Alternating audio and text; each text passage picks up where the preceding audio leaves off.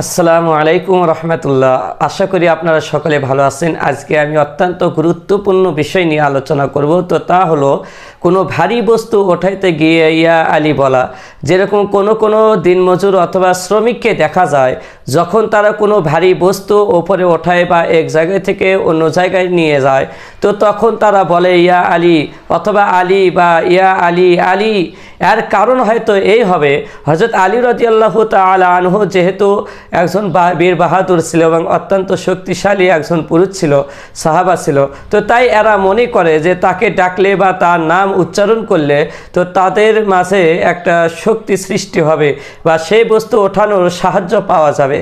তো এই মনে রাখতে হবে এটা একটা শিরকি খেয়াল।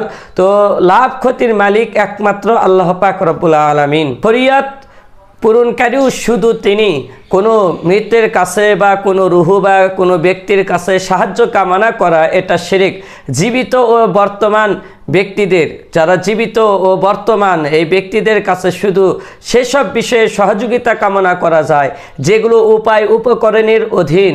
তো মাধ্যম ও উপায় উপকরণের ঊর্ধ্বের কোনো বিষয়ে কারো থেকে কোনো সাহায্য কামনা করা এটা শিরকি। আল্লাহ পাক রব্বুল আলামিন ছাড়া কারো নামে ব্যাপারে এই ধারণা পোষণ করা যে তার নাম নেওয়া হলে বা তাকে ডাকা হলে সমস্যার সমাধান হবে, এটা শুধু শিরকি নয়, অত্যন্ত বড় ধরনের আর একটি গুনাহ। তো সুতরাং উল্লেখিত অবস্থায় হযরত আলী রাদিয়াল্লাহু তাআলাকে ডাকার পরিবর্তে তার সৃষ্টিকর্তা এবং আমাদের সবার সৃষ্টিকর্তা রব্বুল আলামিনকেই ডাকা উচিত এবং তার নামই উচ্চারণ করা উচিত।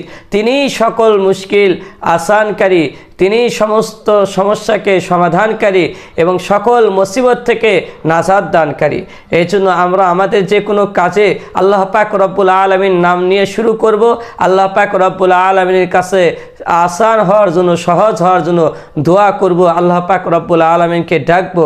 তো আল্লাহ পাক রব্বুল আলামিন আমাদের কাজকে অতি সহজ করে দেবেন ইনশাআল্লাহ।